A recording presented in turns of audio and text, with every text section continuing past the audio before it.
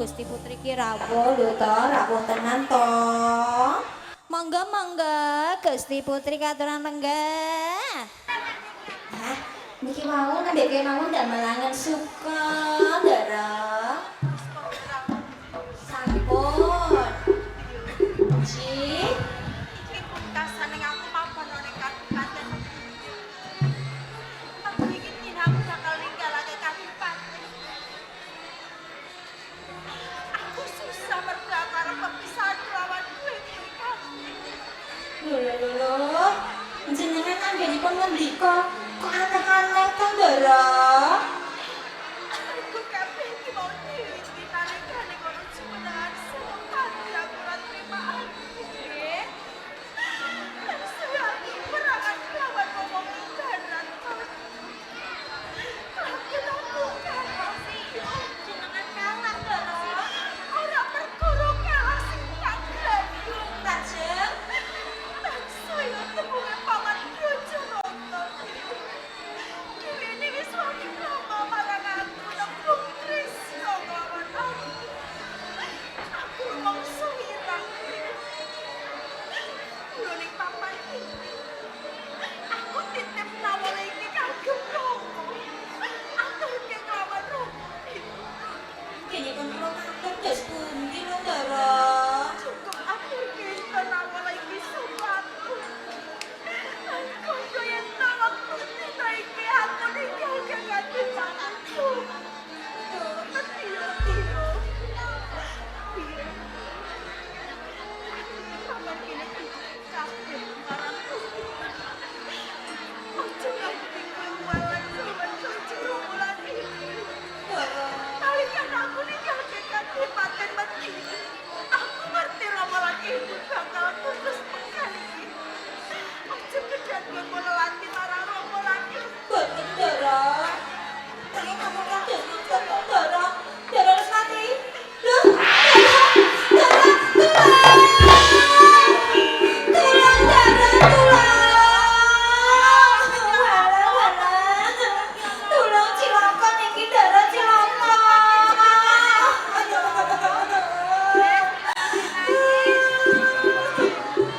Ini namanya arep kok tawang-tawang tangis kan aku ciloko. Ono apa? Niki susah, Ndara. Lah kok susah iki sing marake susah iki apa? Sing ndereke kula susah niki wonten napa lho sing titip. Kowe entuk layang saka pacanganmu? Kok saking pacangan kula? Lah sapa? Niki saking putranipun panjenengan Ndara Putri Respati, Ndara. Sik to. Sambungane karo kowe apa kok mene layang kowe? Kepareng matur. Wekdal sakmenika Ndara Putri Respati sampun ngilarake Kadipaten Medion, Ndara. Iki to kena laporan keke ngapono kalih kula lho.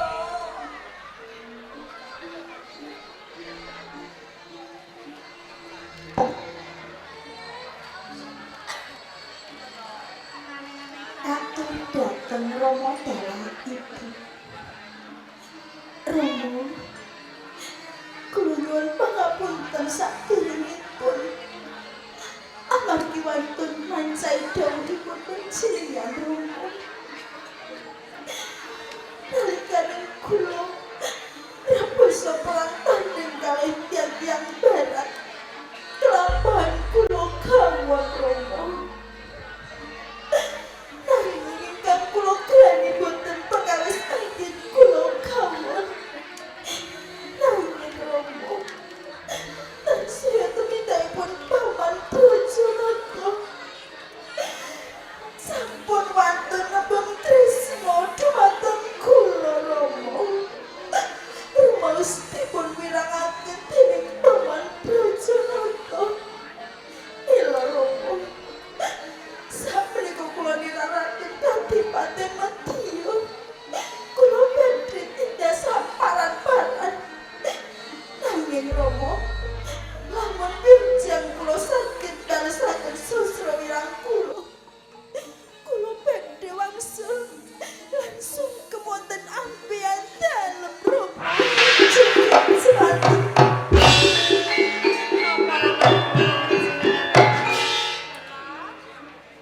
Balono Brajanata.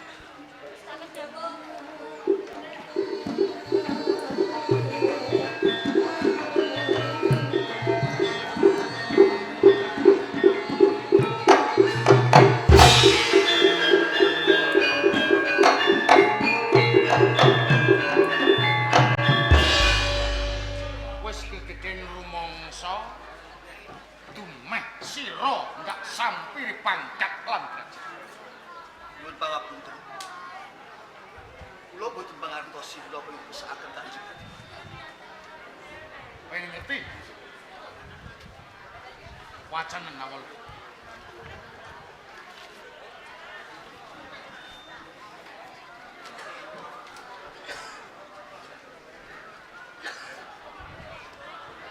Mula kandiku. Sumbering perkara saka sira bali lan orane Respati tak pasrahke marang sira.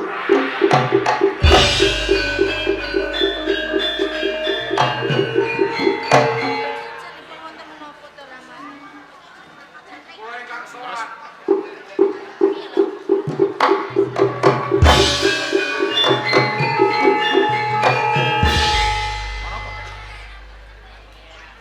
Atur cecala Kanjeng. Wonten ing alun-alun Madiun ing dinten sakmenika kerawan kaneman ingkang boten ngertos tata cara. Banjur karepe Piyambakipun minggah wonten ing Pendapi Madiun. Ngajab dhateng negari Madiun. arep ngrebut kalumban Madiun. Laras.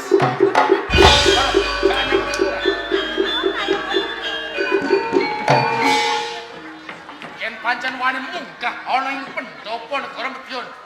Sak mburiku tak adepane. Rangga Murti!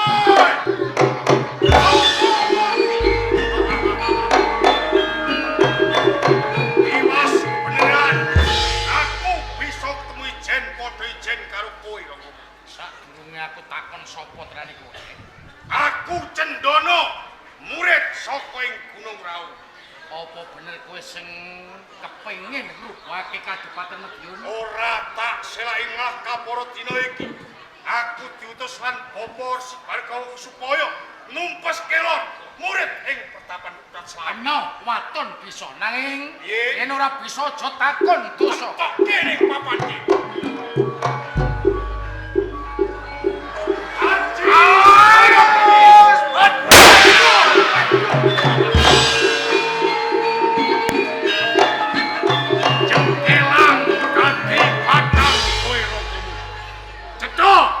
Dino iki Kabupaten Madiun komplak. Mula wiwit dino iki aku bakal jumeneng Adipaten Kabupaten Madiun kanthi jejuluk Banteng Madiun.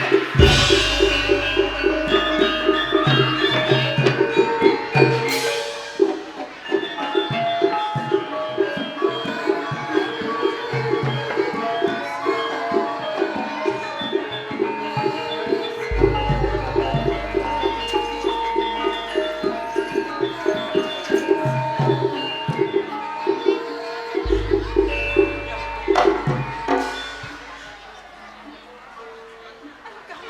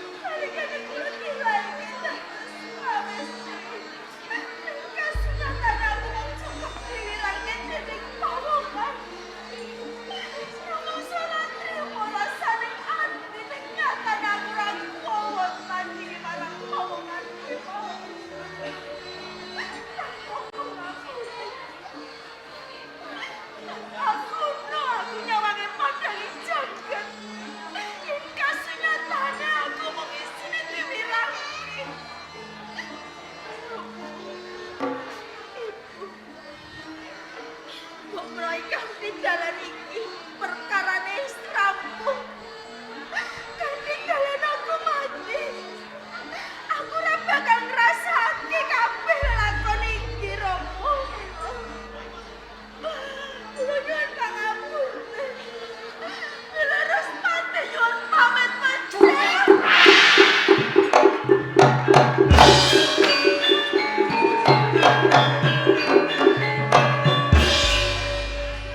Sing gedhe pangapurane. Lamun to aku melu cantuk lawung perkaramu. Aku kepengin mangerteni. Tenan iki kisah Aku Respati. Respati. Putra sing kadipaten Madiun. Putra pengayoman ana ing Kadipaten Madiun. Kosok nanging sapa? Diwanuke aku Sidarta. Sidarta. Jur apa perkaramu ning papan kini kuwi bakal nyandhet marang laku nggonku kepengin mungkasi urip. Mergo tumindakmu ki luput. Apa kok sengguh? Lamun to wis kelakon mati kanthi sarana suduk sarira. Wis rampung perkaramu Respati. Tak kira kabeh ki mau wis rampung perkarane. Mergo mung nalikane aku urip aku pikirake dening pawongan nanging iki kamu mati. Aku ora bakal ngraksake apa-apa maneh sedulur Sidarta. Tenane kowe lagi wae nandang wirang. Respati. Urip ana ing jagating sramungan. Kuwi ora luput saka rong perkara. Apa? Ana rina, ana wengi, ana lanang, ana wadon. Ana susah ya ana seneng. Aja girang-girang gemuyu luwih dhisik. Lamun to kowe nemoni lelakon sing gawe bungaing atimu. Mergo apa? Wurung tan wurunga kowe bakal nemoni lelakon sing gawe ceklek ing atimu. Tak jaluk kelawan kowe Respati. Sakwise kowe nemoni lelakon sing gawe ceklek ing atimu, aja banjur mungkasi kelawan uripmu. Mergo apa? Mati kuwi kaperang dadi telung perkara. Sepisan mati madya, kaping pindhone mati utama, kang pungkasan kuwi mati nesta. Ana telung perkara. Yen diarani mati madu kuwi mau tegese kepiye Sidarta? Mati madya kuwi mati sing wis dikersakake dening Gusti kang gelar jagat. Cilik, enom, tuwa, pantes mati lamun to wis entuk kodrating Gusti. Kaping pindhone mati utama. Tuladane matine perjurit. Sing dheweke sabela nusa kelawan bangsa. Kuwi klebu mati kang utama. Banjur sing pungkasan sing diarani mati nesta? Mati nesta. Tuladane sing arep kok lakoni iki mau. Mungkasi kelawan uripe dhewe. Sukmamu ora bakal tinampa kelawan Gusti. Kelambrangan kaya dening kinjeng mabur kang mangsa wengi ora duweni papan panggonan. Apa sekirane kowe saguh lamun matimu klebu mati kang nesta Respati? Yen tak aku kelakon apa sendiri, matiku klebu mati nesta Sidarta.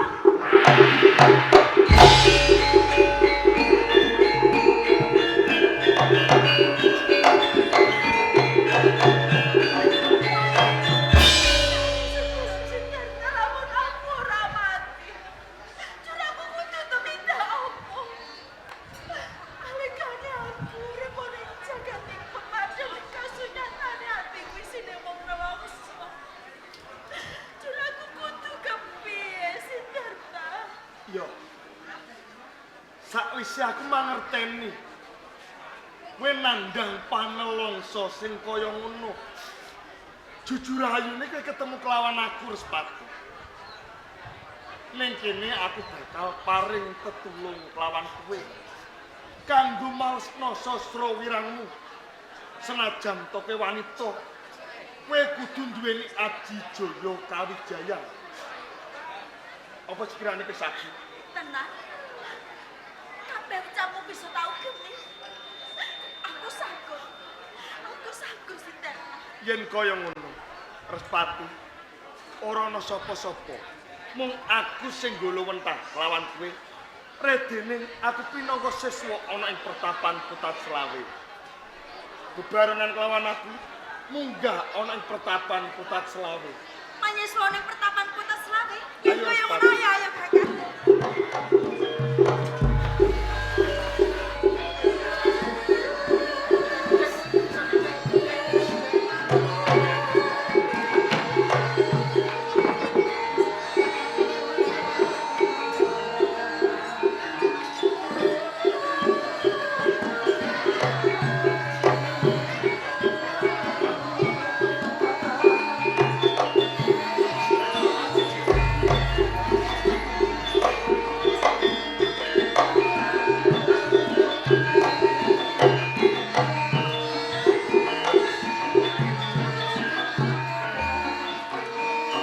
Yuk, cenggani. Bapak. Ayo kowe tak jak jagongan iki tenane iki ana bab-bab sing ndak rembug karo kowe. Jane ana apa to, Pak? Ayo bapak iki lah ya wis tuwa. Kowe iki tak sawang iki ya wis prawan. Sing ndak karepke iki mbok yo ndang kowe iki budidaya. Golek kenalan wong lanang. Syukur gelem mbok jak omah-omah. Mumpung bapak iki isih rasa, isih kuat. Umpama kowe iki ndang omah-omah iki bapak isih iso ngragati ngono lho. Pak. Kok ngrembug perkara aku ndang gelis golek bojo, ndang omah-omah. Lho selagine sedulurku Kakang Sedono wae lho. Urung omah-omah. Lah kok malah aku kok oyak-oyak kok kon ndang duwe Ih, cetane kowe iki rene ngakoni sedulur nom. Umpama kowe iki arep omah-omah dhisik, kuwi mesti nglangkahi sedulur tuwa kuwi ora apik ngono. Ane yen kowe iki ngenteni tekane sedulurmu tuwa kakangmu Cendono. Mongko nalika semono ki pamit ning kutha raja golek gawean. Ning nyatane apa? Wis nganti pirang-pirang taun, Dokoro iki wis meh 5 taun. Ora ana kabare, ora tau mulih. Ayo, Nduk. Monggo, monggo. Ayo. Monggo, monggo. Enek ayo, Nduk. Aku iki wis mlebu omah tak durung aku iki. Kowe tok matane, Nduk. Sampun. Wis mlebu omah. Niki pun teng jero omah kok dadak ta. Ya, Bang Bayi omah karo kandang bebek kok apik kandang bebek. Malah malah nyek yo, Pak. Malah ngenyek awake dhewe, Nduk. Apa bener iki omahe Romo iki? Nggih. Kula sing gadah omah, Romo jenengmu. jeneng kula Krama. Romo, Lur, kowe ngerti sapa sing teko ning omahmu iki? nggih dereng ngertos. Ora ngerti? Mboten ngerti. Yen pancen kowe ora ngerti tak wene ngerti. Aku Bupati anyar-anyaran ning Kabupaten Madiun. Sinten? Bupati anyar-anyaran ning Kabupaten Madiun. Ndara Bupati ing Madiun, Nduk. Tunggu, Nggih, nggih. Romo. Aku tak Kula takon yo. Ndara Bupati. Aku tak takon karo kowe. Nggih. Anakmu pira? Anak kula kalih, Ndara. Wedok kabeh apa lanang wedok? Jalrestri Sing wedok jenenge sapa? Sing lanang jenenge sapa? sing barep niku lanang jenenge Cendono. Sing wedok Cendani. Sing wadon Cendani. Ning bareng aku teko mangkene sing ana anakmu wedok, sing anakmu lanang ning ndi? Niku riyen niku nggih pamit lunga golek gamelan. Ning nyatane nganti Golek gawean. nggih mpun enten 5 taun niki mboten aweh kabar-kabar nggih mboten wangsul. Romo, tenane kowe diapusi karo anakmu Cendono. Anakmu Cendono iki pamite ora nyambut gawe. Ning anakmu Cendono iki dadi maling. Dadi maling ing Kabupaten Medion. Wingi anakmu dadi maling iki nyolong sapi digawa sak kandang-kandange. Yuh, anak kula niku. Iya. Mongko selawase kula niku mboten nate marahi anak kula niku maling. Cukup! Nyatane kaya ngono. Mula kanthi kuwi kowe ora kena mbantah karo bupati. Saya kawula sing rupane giatik kaya diapurmu iki ora kena nyawang rupane bupati. Wani nyawang tak hukum sak katok-katokem. Rupane bapak iki ora gadeg kok. Super ra gadeg. Ora gadeg untune wis entek. Ora entuk nyawang rupane bupati. Rama, Pripun? rening anakmu Cendono iki dadi maling tegas dheweke anakmu Cendono iki gawe kapitulaning para kawula ing Kabupaten Medion. Mula wiwit sesuk-esuk anakmu bakal tak hukum gantung. Waduh, Dara Bupati. Kula nyuwun Dara. Hop. Sing tak hukum ora mung trima Cendono, nanging kowe ya bakal tak hukum. Lho. Lepat kula niku napa kula mboten melu-melu nyolong. Merga kowe iki bapake Cendono. Anak iso dadi apik, anak iso dadi ala gumantung panggulawendahe wong tuwa. Rening nggonmu gulawentah karo Cendono kliru satemah Cendono dadi maling, kowe uga bakal tak hukum gantung. Kula niki aji cukup gantung. Iya. Waduh cilaka nduk kendhani. Cukup. Lha aku cukup gantung lak kontakan tinggasku. Lah kula ora rate bapak, Pak. Nanging isih ana apike. Aku bupati sing sakenan. Ya, sadurunge kowe tau hukum gantung kanggo sangu mati, kowe kena nyawang rupane bupati lho. Kanggo sangu mati. Kula antuk nyawang rupane Entuk. Ora entuk kene nggo sangu mati, ora entuk. disawang ya, Nduk. Nggih. Gini, Nduk. Ana bupati kok matane picek ya, Nduk. Wong desa iki mono tes mak kacamata buento iku. Kacamata, Pak. Wong suwe. Tes padrane matane picek. Kurang ajar ngono.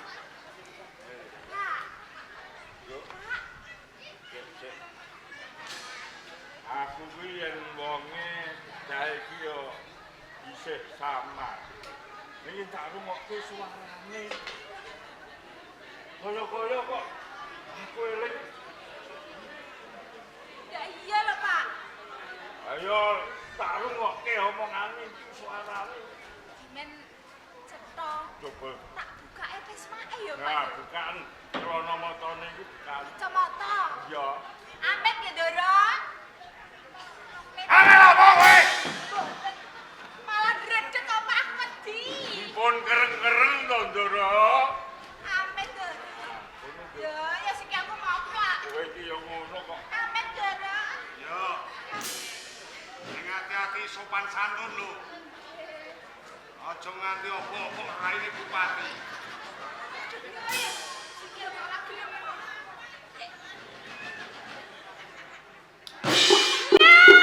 Aku Cendono. Aku kakak Cendono.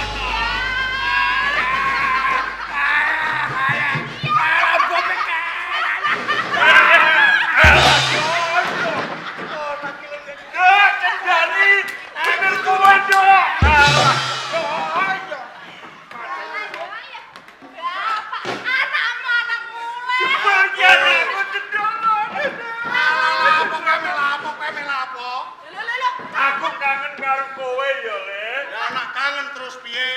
adimu Cendani iki mbok gendong. Bapak yo jaluk gendong. Ayo.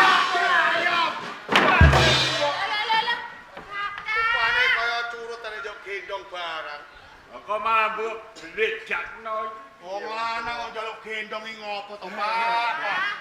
Piyuh. Mati. Gumun to kowe? Gumono atas sekolah kok dadi bupati ya, Pak ya? Aku kaya wong ngipi malah. Ngipi piye? Ayo kowe kok nganggo sowan jangan sarwa emas. Iya, Loh. iki kok gandul-gandul. Eh. Aku kok ora gandul-gandul. Anjene kowe cah wedok kok duwe gandul-gandul. Bento kowe. Ngene lho, Pak, aku mau rak wis kandha. Dina iki aku dadi bupati. Walah. Kowe iki kok aja Kandhane kok ora ngandel. Anggo iki wiwit cilik nganti gedhe. Iya. Sekolah ora tau kok. Lah iya Kok senajan nganti kowe dadi bupati iki larahe piye? kantong iki rak suwale wong rak akale. Nalika aku lunga saka ngomah iki aku meguru ning Gunung Raung. Ana ngresane Bopor Sibaskara. Ya to? Bareng kaya ngono, aku nduweni Aji Jaya Kaweyan jenenge Aji Segara Geni. Wah. Bupati Medion tak tantang gelut. Nalika semono, aku iki dikeroyok prajurit iki cacahe pira? 6.752.000. Wah. Aku ijen Dikeroyok 6.752.000 lho. Aku ijen. Tamane aji ya. Kobong kabeh. kabeh yo kobong. Iya, Aji Segara Geni jan. Yo mati. Mati kabeh, bupati ora trimo tamane aji ya. Aji Segara. Bupatine yo bongko sisan, terus negarane tak pek. Dadi ngono. Iya. Bareng aku dadi bupati. Kowe sing jeneng Iya. bupati. Bareng aku dadi bupati jenengku tak genti. Wah. Dadi ora nganggo jeneng Cendana. Jenengan desa nggo apa? Anjur kok ganti sapa? Sawise aku dadi bupati jenengku tak genti Banteng Medion. Banteng Medion. Pampriye piye? Banteng iki rak kewan sing gedhe. Kewan sing gedhe Sumune jelamprang tenagane rasa diwedeni karo kawula. Dadi kowe nganggo jeneng Banteng Medion ben diwedeni kawula ngono. Yo ngene le Cendana. Apa? Saiki ya genti bapak. Monggo bapak iku urip ning desa iki. Iya. Iki ora diajeni karo. Diremeh karo tangga teparuk. Remeh ki lho le. Sing wani ngremeh Amarga bapak. ya jeneng krama. Sing wani ngremeh bapak sapa tak parane tak geceke Ayo rongkonge. kabeh bocah nom-nom Ngono. desa kene. Dadi karepe piye? Rene aku wis duwe anak, Iya. apa meneh dadi bupati. Iya. Jenenge ae Banteng Banteng Medion diwedeni kawula. Aku yo arep ganti jeneng. Kowe ben diwedeni wong desa. Ben diwedeni wong desa, disungkani wong desa. Bapak njaluk tak ganti jengene. Aku ganti Ya. jeneng le. Yen pancen kaya ngono wiwit dina iki jengene bapak tak ganti Wirok Medion. Kowe iki yo ngono. Jeneng kok werok. Jeneng krama kok ganti Wirok Medion. Iya ora nek. Ayo malah aku dijajak ngono kae. Guyon, Pak. Pak. Aku Ana apa, Le? bali ning omah iki ora wong tok. Aku nggawa oleh-oleh kanggo bapak. Apa lek iku mbadai? Iki isine dhuwit. Duit. Iya. Iya, duit kok sak tas iki isine pirang juta lho. Le. Wong bupati wong jiko dhuwit kok juta-jutaan lha apa? Iki dhuwit iki kilo-kilonan iki. Wah, yo. Duit ora trimo juta-jutaan. Ora trimo on-onan ning kiloan lho. Kowe ngerti bobote pirang kilo? 7 kilo punjul 2 on.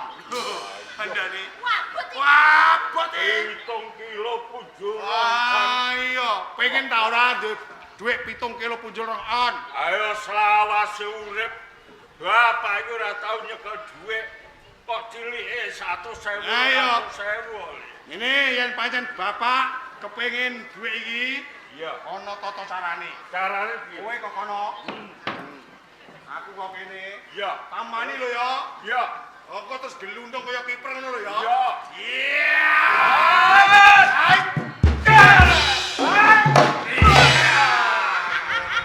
Ora iso. Aku cali tak roh jek pabut. Jajal. Jajal kok pengen jajal. Iya. Aja dong. Kowe ora teko gulune mati loko kowe iki Bantaiku kaya bapak kemlete. Apa duit dijak satu lai sama colik kemana. Ini, Pak. Ini. Iya. Ning bapak saya duit akeh. Bapak lunga ning pasar. Apa sing disenengi bapak? Tuku.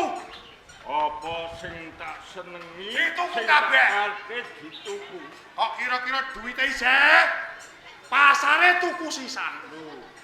Pasare dituku pisan ya. Bapak duwe pasar. Lah nek kira-kira go tuku pasar duit tot ijeh mampir ning gone petinggi. Apa kok mampir ngene petinggi barang. Kuburan didol ta ora ngono? Nah, kuburan didol tuku kowe. Kowe iki kok sembrono Apa? jan. Nalep bapak menapa piye? Ora ngono. Aku kuburan kon nuku iki. Lah iya pampriye iki nggo mbenem bapak dhewean. Mergo apa to? Biasane nek wong mati iki rak ditoken malaikat. Iya. Nek ora iso terus digodho. Lah nek bapak awrong pirang-pirang kowe arep layu ning ndi? Oh iya, Nduk. Iso mlayu. Lah nek bapak ijen, upama take malaikat ora iso arep digodho, iso mlayu mrono. Iso ngalor, iso Mlayu ngidul. mrono. Malaikat Malaikatan mulan. malaikate pegelen dhewe. Wah, bener cocok. Lah iya kandhane kok iso. Tur meneh, Le. Piye? Kok umpama tak ginuku Kuburan? kuburan ki duit isih turah. Iya. Aku yo duwe cita-cita, Le. Cita-citane piye, Pak? Omah pojok kidul ngening arep tak tuku. Lah pamrih nggo apa? Ayo ye, golek duit ta, Le. Sak anak buahe tak tuku. Oh, bapak iku urip ijen. Ngono. Ayo mulai yo kena. Ketok anak kulino ning. Wes ora apa-apa sing penting bapak atine seneng. Ya. Wes kono ndang budal. Aku tak ning pasar Ya. yo, Le. Nitip padi Ya, ya. Jadi, tak tinggal ya. Hati-hati. Iya. Kurang ninja. Aku ya pengen tak kene kaya Pak. Yo, apa kowe wis dadi apa? Iki lho, Cak. Adine Cendono wong sugih-sugih sak desa ngeneng. Wah, Aku sing mau ning ngene saiki mlete. mlete iku nak ndek bokong ah. Oh, bokong kok samier ngono kok iso. Bokong kok terepes ora nang bendole blas kok siti nak kene. Prihatin yo, Kang. Ngono. Ngono kowe ra mulai-mulai esuk dipakani karak rino. Ayo. Saiki wis dadi adine bupati. Diajine wong Somben awakmu lemok-lemokno. Yo, Yo, ning aja kelemon. Ngene, Gendani. Aku seneng atiku muga aku wis bisa nyeneng-nyenengke ati bapak. Lah iki ngene. Tata cara sing wis lumaku ning Kabupaten Madiun. Iki sapa wae sing jumeneng hadipati ning Kabupaten Madiun iki kudu duwe bojo. ndang kono rapi. Ya wis aku wis duwe padikan wanita. Sapa? Wis duwe senengan wong wedok. Wong ngeneng. Ora, ora kaya bapak ae senengane ngening. Sapa wong ndi? Wong gedangan kene. Lho rak tangga. Iya. Sapa Yuni kae? Ora. Sri Mariati. Yuni bathuke nonong. Sri wonge kecendeken iku. Lah sapa? Pengen ngerti. Sapa? Tak bloko karo kowe ya. Ah. Bocah wedok sing tak senengi kowe dhewe jeneng.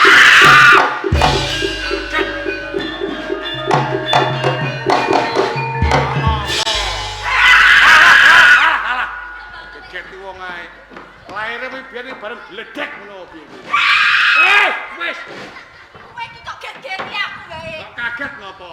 Iki edan apa piye? Lah kok kowe kandha kaya ngono? Aku ki sapa? Adik. Ya sedulurmu dhewe kok. Lah iya. Bojo. Lah kenapa? Ya ora elok dosa. Mergo ngene lho, ni apa sebabe kok kowe kepengin tak pek bojo dhewe. Mergo kandhane guruku, bocah bayi sing lair dampit, iki teges wis gawa jodoh wiwit sak jone weteng. Kamangka kowe karo aku lair dampit. Nak ngono kowe wis dadi jodohku ngono. Alah ya ora ono. Apa gurumu kuwi sing gedhe Gendeng-gendeng piye gelem ta ora? Kowe nek ora gelem ana gambreng mangan lung lho. Tapi ngopo nek ngopo? Aku terus serantan. Pokoke anggere aku nembung cawe itu ora gelem wis ora serantan kok. Saru. Ana gambreng mangan lung mata peteng ora itu. Nek kowe ora gelem kowe tak perkosa. Eling yo Kang yo. Eling ngopo? Aku iki adimu dhewe yo Kang. Ati ora udel menduwur udel mengisor ora. Ya kok bayi aja ngono yo Kang yo. Tak gelarno ning kene gegerem ben ora sisat. Kowe iki aja ngono. Bocahe wis mantuk-mantuk.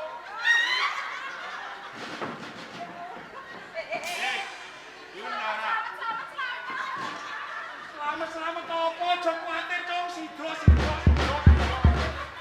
Ajane sapa selamat? Selamat apa? Selamat gobok iku. Gelem ora? Kowe gelem ora? Gelem ora?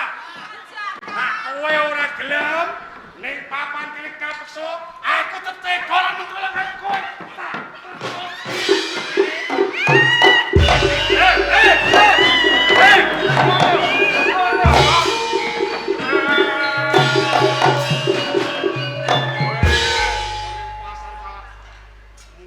Aduh Pak, tulung Ya Pak. karepmu ki piye? Pak. Yen gosek. Kowe iki wis gedhe, adimu wis gedhe. Ana apa? Lumrahe dolanan ya lumrah dolanan. Iya. Dolanan kowe kok jaran-jaranan adikmu arep mbok tumpah. Jalan-jalanan piye? Nyatane kowe ngene jajal. Hah? Muatane wong. Karo wong tuwa kuwani bledakno. Ana apa jane kowe kok. Kene kok. Kene lho. Selamat ya aku ndang mulih terus ati. Kakak Cendono Pak. Ana apa Kakak kakak? Cendono ape ngeloni aku Pak. Aku ape dikakai. Kakangmu Cendono kuwi. Jareku diodol. Oh, buento. Ento piye? Jane kowe iki waras ta ora? Pak, ngene yo. Aku tak kandha bloko karo kowe. Yo. Sakwise aku dadi bupati, saka karepku Cendani arep tak pek bojo dhewe. Mula kanthi kuwi, kene kowe wong tuane Cendani, saiki aku nembung karo bapak. Kowe jane mentas nglangkai oyot mimang ta piye? Karepe bapak, Wong Cendani cetha yen dulurmu dhewe. apa sebabe? Tunggal bapak. Kok nganti Cendani arep tak pek bojo dhewe mergo Cendani karo aku lahir Gampit. Nah kandhane guruku, onang jabang bayi sing lahir Gampit, iki sego jodoh wis sak jroning weteng. Oh, yen ngono sing bento gurumu. Bento piye? Gurumu ki wong gendeng. Tak idoni kek kelep kowe malah. Aku bar meguri dadi wong jatuk malah. Ya senajan kowe iki lahir Gampit, lahir Kembar. Yen bisa ki aja nganti adimu mbok pek. Cukup. Saiki kali kowe, Pak. Entuk apa ora Cendani tak pek bojo. Ayo aku wong tuwa ya ora nglirani. Piye? Ora oleh. Ora entuk tenan. Nak apa maku mbacut? Kena kowe ngepek bojo adimu. Cendani. Iya. Ning yen wis bapak iku wis kelakon mati. Piye? Yen bapak isih selawase, isih urip, taneh kanggo lamun. Ngono. Kudune bapak mati. Piye?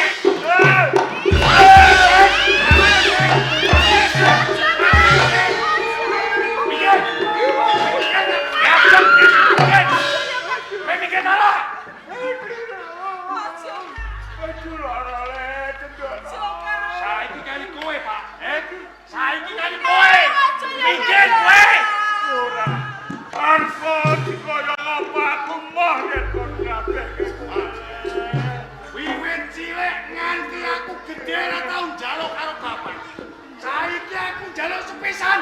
Rabeke aku karo Cendani. Ning saliyane Cendani yen karo Cendani aku. Kacau aku kuwi ning nek ora Cendani aku mau. Aku semono. Ento ora? Ora le aja le. Ora ento. Ora oleh. Yen pancen kaya ngono kapeksa aku mentol karo.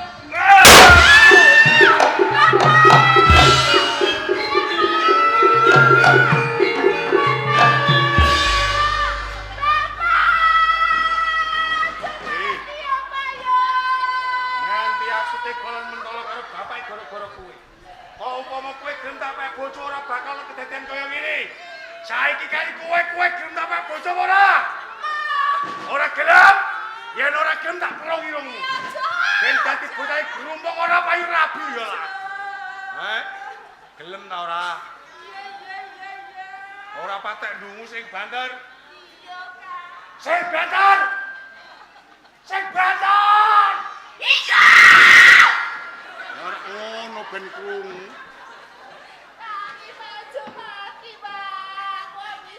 Ora usah ditangisi wong elek ora kena nggo bibit. Ben mati.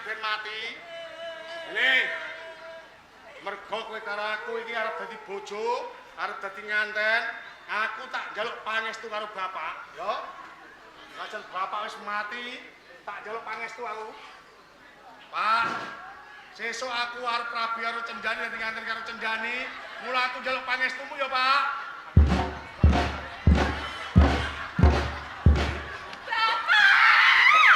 Bapak manduk-manduk, bapak entuk nih. Orang ada. Mati kok manduk-manduk orang ada. Janjani orang ngandel. Ayo, Pak, aku njaluk pangestumu ya, Pak. Ya, Bora. Iya, Bapak. Ya, Tora. Bapak tangi ya, Pak.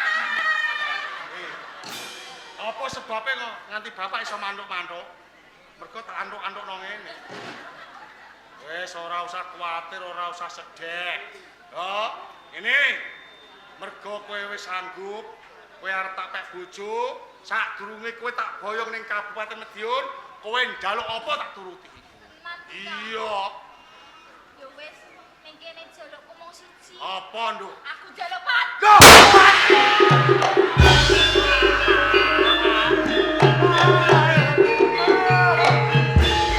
Jaluk ngapura nang ora jarak yo Kang ya.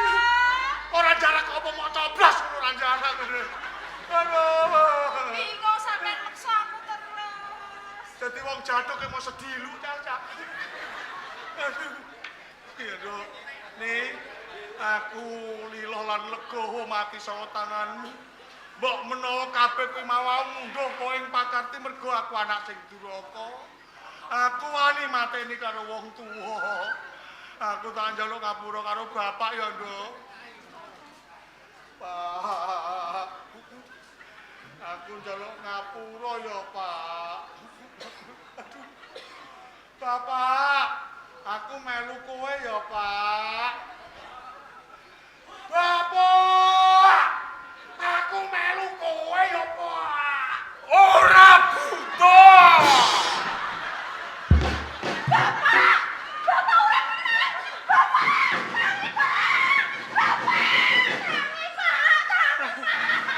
Nanti kaget aku nih. Hop. Ngandel Bapak kok iso semar Bapak mati yo. Semua bumo aja kene terus, kowe nek disamprok malah cilokok kowe. Nduk. Biyen aku ora tau sumpah, Nduk, mergo kowe karo aku lahir jampit. Kok upama aku iki mati, kowe ya melu mati. Nek upama mukti ya melu mukti. Nanging mergo aku wis mateni kowe kudu mati.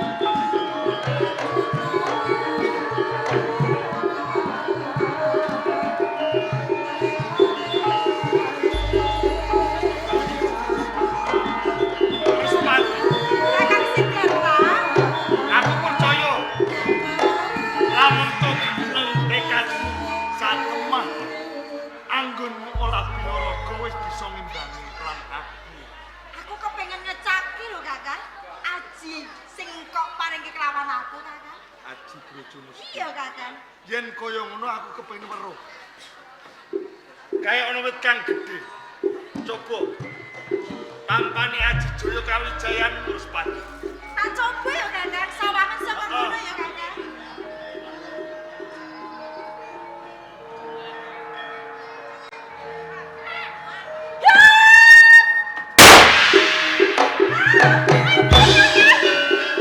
Sampurna.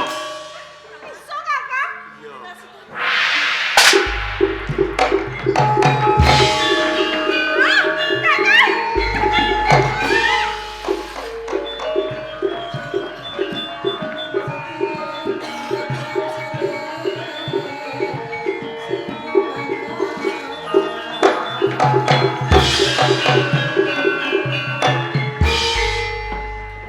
Mikir aja cedak-cedak karo aku Kakang.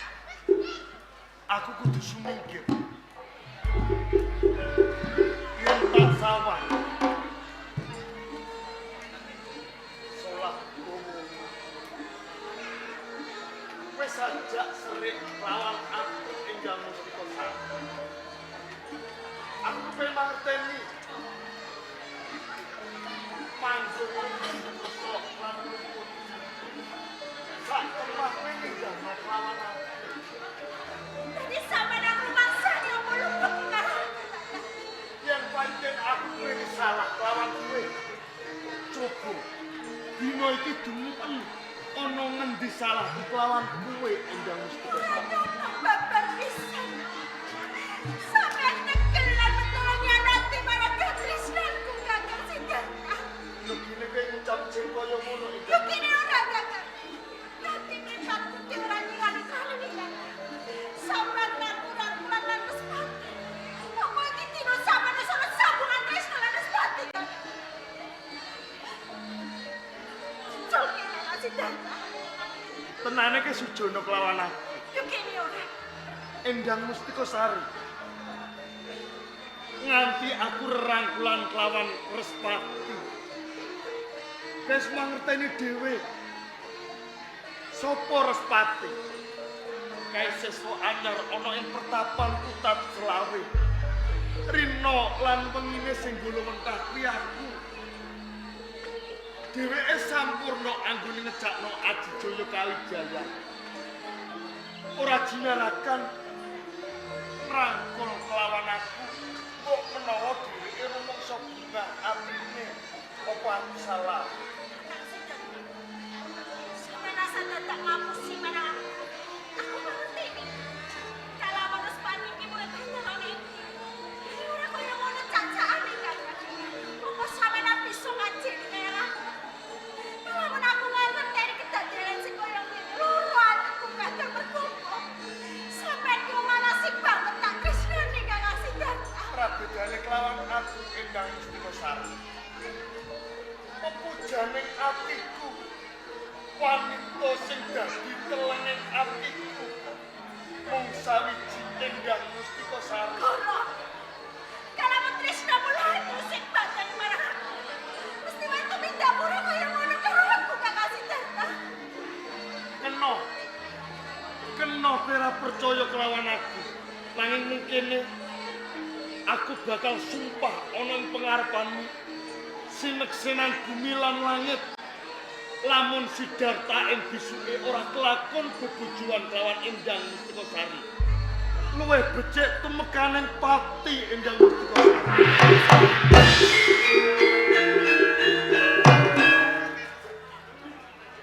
Gedene tresnamu marang aku Kakang. Percaya kelawan aku Endang Mustika Sari. Senajan akeh wong wadon sing sarwa ayu nanging atiku ora bakal mentolo lan mentiyung. Sesantining atiku aku mung kepengin urip bebarengan kelawan kowe Endang Mustika Sari. Jaluk sampeyan aja nganti nganti marang aku yo Kakang Siddhartha. Ora sasijono maneh. Wis mangerteni sumpah sakjroning atiku. Sakwise sampeyan sumpah sing kaya ngono. Rumangsa marem sakjroning atiku lan aku percaya. Kalamun tresnamu kanggo aku. Kaya ngono kene. Kakang! Kakang Siddhartha!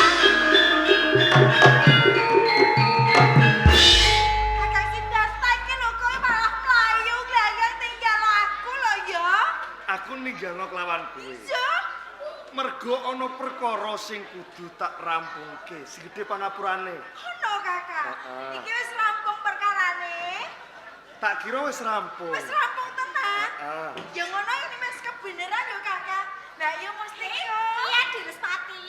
Mumpung sampeyan ana ning kene kakak. Yo Mbak Yu yo. Kepiye, Aku Di? kepengin kondo karo Kakang Sidarta.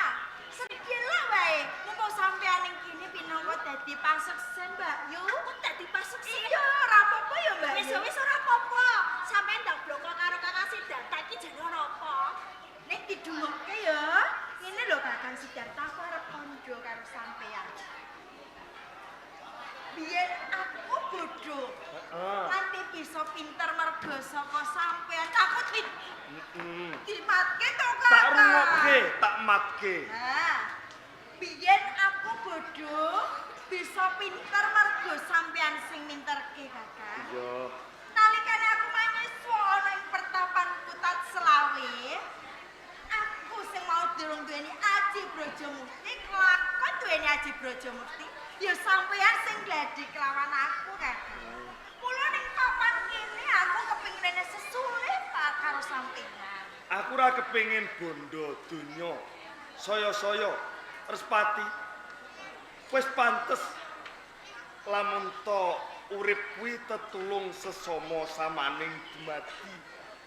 Ning kabeh ki mau kanggo bales bebudenmu kok, Kakang. Aku kepengin weneh lawan sampeyan. Banjur arep menehi aku apa Respati?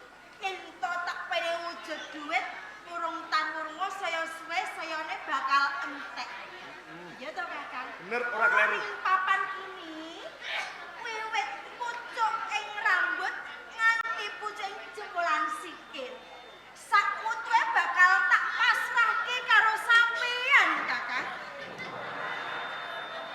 Aku pasrah jiwa ragaku kelawan sampeyan, Kakang. Endang Mustika Sari. Kene to. Mbak Yu Mustika. Aku kepengin takon kelawan duwe. Takon perkara apa Kakang Sidarta? Lagi sepisan iki aku krungu ana wong wadon dheweke pasrah jiwa raga kelawan Heeh lho, Kak, Mbak Yu. yen to aku nemoni lelakon sing kaya ngene, aku kudu kepiye Endang Mustika Sari. Dadi perkara kuwi Kakang. Heeh. Kuwi perkara gampang. Kalamun ana bocah wadon pasrah jiwa raga, kapara bocah wadon ki ayu kaya Respati. Ditampa Kakang ditampa. Yo jodohan tergantar. Ditampa, Mbak Yu. Oh. Ditampa Kakang ditampa. Lho ya, Mbak Yu Mustika wae wis kandha kudune ditampa lho, Kakang. Wis to ditampa wae, Kakang ditampa yo, Kakang. Yo. Nek dene ke pasrah jiwa raga kelawan aku, bakal tak tampa.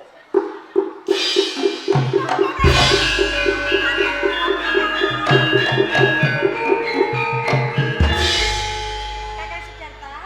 Respati. Matur nuwun dening nggonku pasrah jiwa raga kelawan sampean bisa kok tampa. Nanging Kakang guru cukup, Kakang. Wis titi wancine aku bales sastra wiramku kelawan pawongan sirikara semono mirang-mirangke aku ya, Kakang. Dung aku mbanyu milih kelawan kowe. Muga wae kasembadan apa sing dadi penjangkamu. Matur nuwun, Kakang. Pandongamu wae sing tak suwun pancen kudune bisa menang. Aku njaluk pamit ya, Kakang. Sing hati-hati. Sayang to, Kakang. Sayang. Kakang. Disayang Kakang Sidarta dirangkul. Lah ngene lho, Kakang. Dirangkul Kakang dirangkul. Sisih to, Kakang. Diambung Kakang Sidarta diambung Kakang. Sing hati-hati.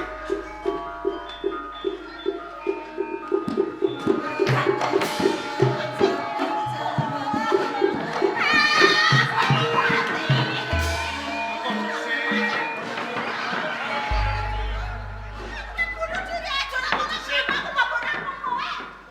Aku pengen golek ngomong kayak ngene iki sedudukku. Iki apa? Kene. Muga aku karo sapa? Yo benteng karo Respati aku tak karo wong meneng kene. Apa sampe Kulenku kelawan kowe ora usah dadak sujono. Saya-saya aku njaluk tetimbanganmu. kang supaya aku nampa kelawan Respati. Kok kepenak temen tembung wae Reto Sujono. Nanging kowe kurang waskita. Kok bisa sampean ngondo kaya ngono, Kakang? Kowe weruh dhewe. Anggonku menehi pawang sulang kelawan Respati. Ku mlawe tanganku. Tak ibu Respati. Tak tibur sepati. Tampa Ibu Endang Mustika Sari. Cetane kepiye to Kakang Siddhartha? Cetane katresnane Endang Mustika Sari sing tak tampa. Ibu Respati. Dadi ki mau tresnaku sing kok tampa. Dudu tresnane Respati. Itu. Aduh Kakang Siddhartha. Yen ngono ya matur suwun yo Kakang. Ning ngene yo Kakang Siddhartha. Kanggo mbuktekake kalau tresna mulai batin karo aku. Tak jaluk sampean ngamar aku yo Kakang. Yen kaya ngono penjalukan. Sesuk esuk bari mletek ing Surya, aku bakal ngondo karo wong tuamu.